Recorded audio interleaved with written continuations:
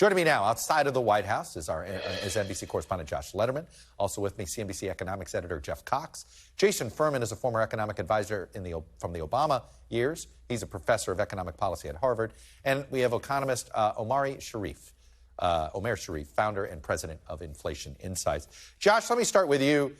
I still think back to Nancy Pelosi saying 2 weeks ago, hey, we got a message on the economy better in the last 3 weeks. You sit there and you're like, what can you do or say in these final weeks to somehow reassure voters that are not happy about the economy? But what is the White House's plan?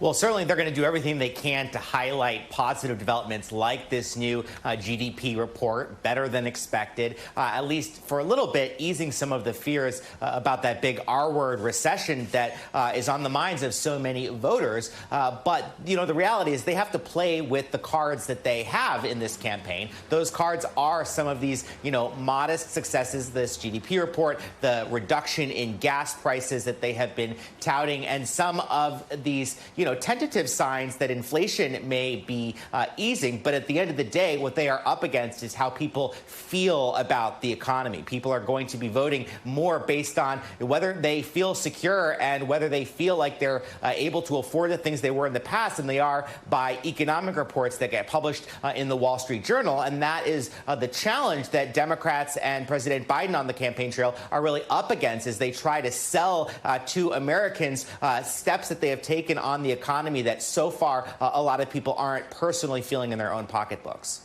And selling what they've done, are they talking about any new actions that they may try to take after the election? Well, certainly they're talking about doing a lot more of the same. It's more about stay the course and allow some of these major pieces of legislation they've already passed to then take effect and be implemented well. And then to contrast that, Chuck, with what President Biden has been saying that Republicans will do on day one if they do take over the House, which is to repeal the Inflation Reduction Act. So bring things in the opposite direction. But we haven't heard a full-throated voicing of a major new economic plan that's coming just on the other side of the election. I think partly because Democrats realize that the chances that they are going to retain both houses of Congress after the election are not that great. Josh Lederman at the White House for us. Josh, thanks for getting us started. Let me bring in Jeff Cox here. So, Jeff, the GDP number, and it feels like every economic indicator that we get, if it looks good on the top line, there's a but. You got to see this stuff. And if it looks bad on the top line, there's always, hey, but, it's better under here. So these GDP numbers, is this a good headline for a bad economy, or is this a reminder that the economy is better than we think? Well, Chuck, look, as you say, there's a lot of alchemy and economic voodoo that goes into the way these numbers are formulated. I think if you were looking at this report today for kind of the all clear on the economy, this wasn't that. I mean, there was still a lot of questions that this report raised today. One of the big things is that the headline number boosted almost completely because of a big rise in exports, which were up over 14% on the quarter. That simply is not sustainable. In fact, if you separated and just subtracted out the net export number from this report, it actually would have printed slightly negative.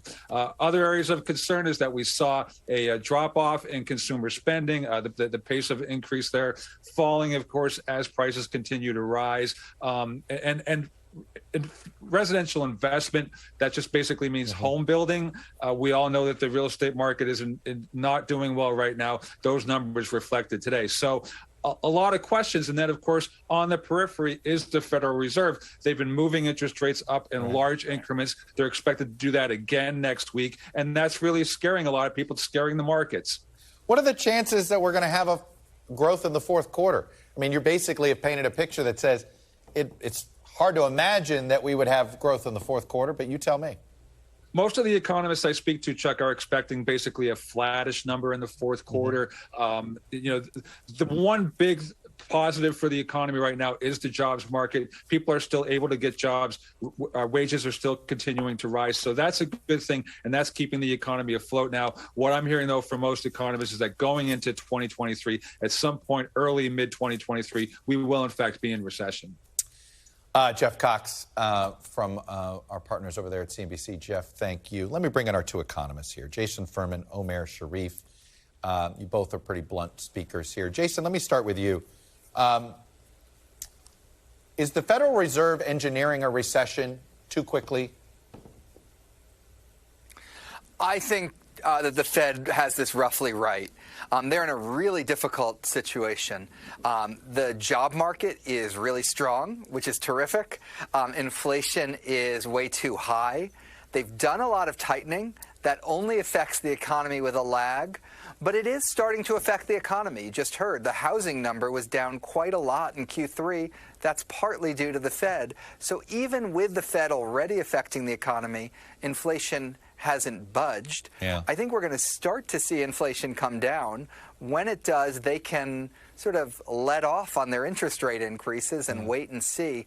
But I think they have to see some tangible evidence that inflation comes down before they shift to the wait and see mode. Omair, is part of the problem here, and the reason why there's been a bit of a lag, even more of a lag maybe than expected, is Americans had too much money, still had plenty of cash to absorb inflation for longer than maybe the Fed thought?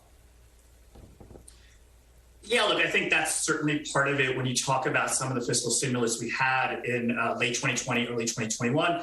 That certainly contributed to some of the inflation that we're seeing today. I tend to be more on the side of, there was a lot of supply shocks to the economy that I think just stuck with us a lot longer than anybody had really anticipated. And then you had some of these exogenous shocks, like Russia and Ukraine, for example, that's just sort of exacerbated the situation. But I would say that I think, I agree with Jason that as inflation starts to come off, they can probably pause and see where things are headed. Right. I'm of the opinion that that's going to start relatively soon. You talked about housing slowing down. Even the labor market has started to cool off a bit. So I'm on sort of in the camp of let's sort of wrap it up by the end of the year and see where things evolve next year before maybe you run the risk of over tightening.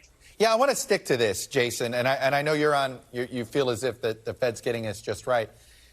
I think if we didn't have a war and we didn't have Europe on the brink of an energy crisis, maybe it would feel easier to handle.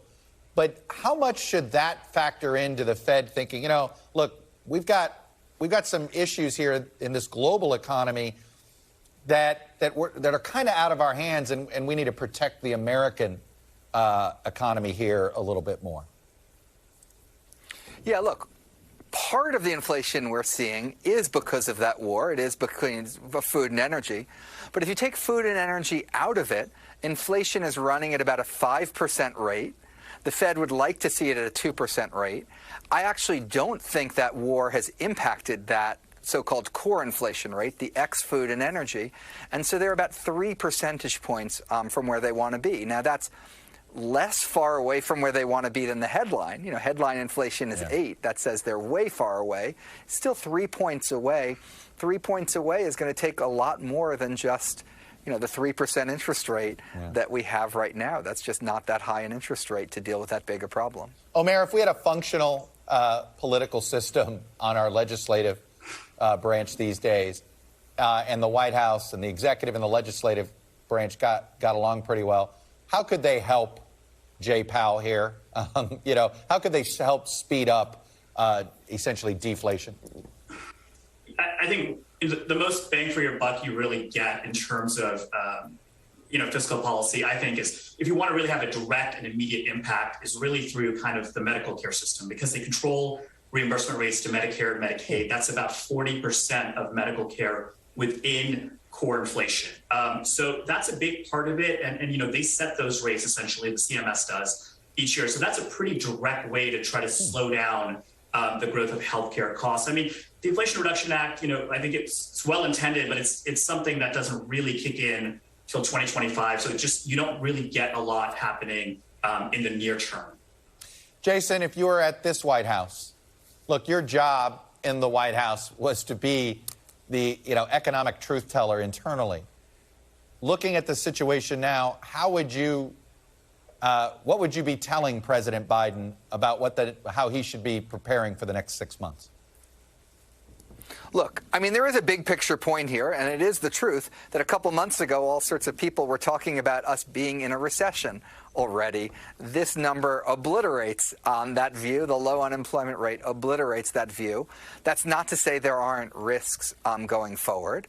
I think there's one thing President Biden is doing really, really well. He's talking about the Fed in a very responsible way, respecting its independence. That avoids Can you imagine what Donald Trump would? Turmoil. I want to interrupt you. I've thought about this, right?